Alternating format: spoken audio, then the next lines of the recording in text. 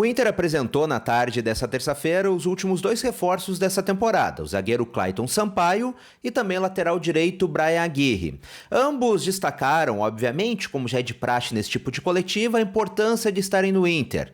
O Clayton Sampaio, inclusive, afirmou que é um sonho estar jogando no Internacional.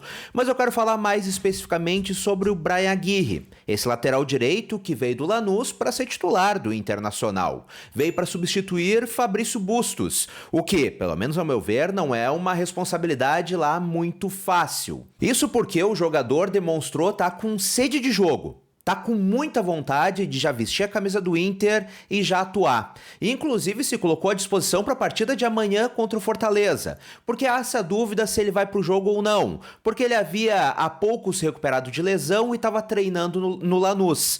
Mas logo que chegou no Internacional acabou fazendo trabalho somente de aquecimento, nenhum trabalho mais especificamente com o restante do grupo, um trabalho de mais intensidade. Mas o Bryan Aguirre disse o seguinte, que ele tá à disposição, que está se sentindo bem fisicamente, que está 100% recuperado e que, embora o Roger ainda não tenha dito para ele se ele vai jogar amanhã contra o Fortaleza ou não, que se ele for escalado, ele vai com tudo. Foi exatamente isso que ele falou, vou com tudo. E eu posso estar muito enganado, obviamente, mas esse é o tipo de contratação que costuma dar certo no Inter. Aquela contratação que chega sem um grande prestígio, sem lotar aeroporto, não tão conhecido e acaba resolvendo o problema. A gente já viu há não muito tempo jogadores que foram assim, e mais recentemente o próprio Wesley, que das contratações do Inter nesse ano foi uma das menos badaladas, não teve torcedor esperando aeroporto, não teve grande recepção e hoje é o melhor jogador do Inter. Então, ao meu ver, esse tipo de mentalidade e chegar desse jeito, comendo pelas beiradas, é um bom sinal.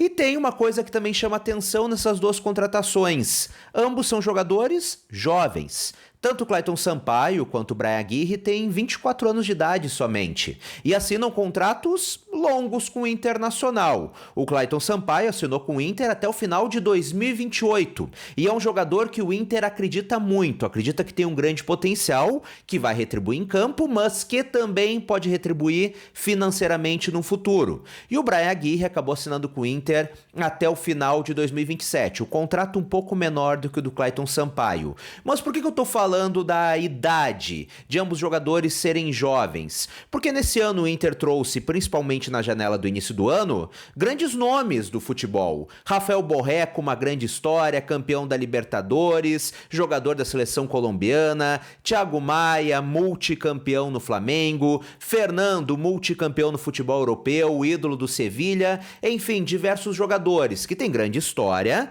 mas acabam sendo jogadores mais velhos, são mais experientes e jogadores mais velhos. E eu tô entrando nesse assunto contigo porque também na apresentação hoje do Clayton Sampaio e do Bryan Aguirre, D'Alessandro falou e revelou um plano ousado do Internacional pro médio prazo.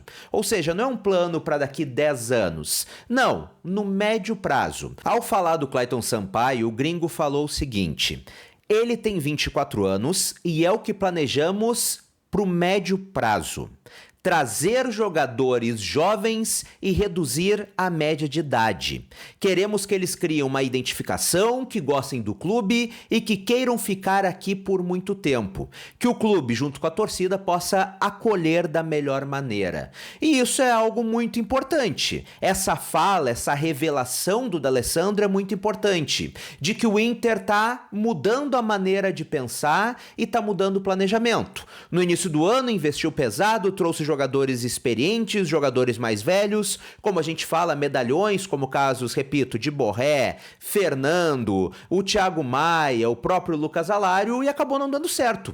O Inter não ganhou sequer um campeonato gaúcho, acabou sendo eliminado precocemente da Copa do Brasil e da Sul-Americana, e convenhamos, não tem chance nenhuma de título no Campeonato Brasileiro. Então foi um planejamento que não deu certo. E o que parece, através dessa fala do D'Alessandro, é que a mentalidade mudou. Já que não deu certo trazer medalhões, jogadores já consagrados no futebol brasileiro e também no futebol sul-americano, no futebol mundial, o Inter muda a estratégia. Agora vai atrás de jogadores mais jovens, não tão conhecidos, de mercados ali talvez alternativos, que não cheguem com toda aquela pompa, mas consequentemente acabam não chegando com grandes salários, porque hoje o Inter tem um grave problema financeiro, vive uma grave crise financeira e que podem render tanto desportivamente quanto financeiramente no futuro. É um plano ousado do Internacional, ainda mais pensando em uma Copa Libertadores da América do próximo ano,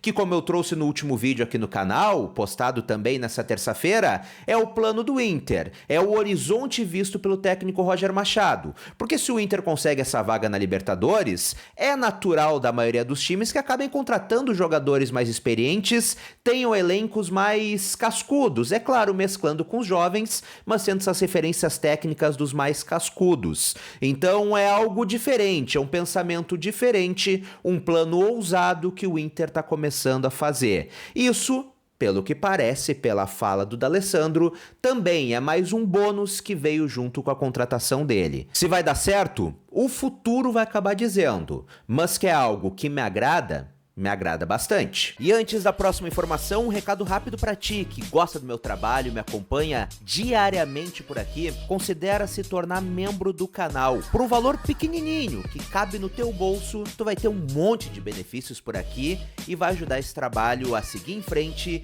e seguir principalmente independente, sem rabo preso com ninguém. Clica no botão aqui embaixo e vem conhecer os planos. Agora, bora lá! E falando de jogador experiente, o Inter enfrenta amanhã o Fortaleza nesse duelo encardido, como a gente diz, o vice-líder do Campeonato Brasileiro, um time muito bem encaixado, sem Rafael Borré e sem Ener Valencia, como tu sabe, ambos estão em suas seleções. Com isso, Lucas Alário vai ganhar uma nova oportunidade. O Alário, que também chegou com toda a pompa no início do ano, chegou justamente para ser esse substituto natural, mas não está conseguindo corresponder. E ele vai ter que quebrar uma seca muito grande, porque ele está há 3 meses sem marcar um gol no Internacional. A última vez que ele marcou com a camisa colorada foi contra o Delfim. Então há uma seca de 3 meses.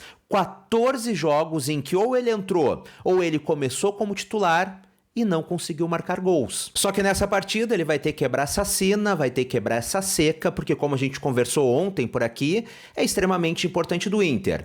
Para dar confiança após a grande partida contra o Juventude, aquele belo resultado, a melhor partida do Inter no ano, e também para aproximar o Inter da zona da Libertadores, que é o grande objetivo dessa temporada. Ou seja, é a hora pro Alário deixar a desconfiança de lado, deixar a má fase de lado e corresponder à expectativa que o torcedor colorado acabou colocando nele. E agora que a gente já bateu esse papo bacana, deixa o teu like nesse vídeo, caso não tenha deixado, se inscreve no canal, caso não esteja inscrito, e dá a tua opinião por aqui.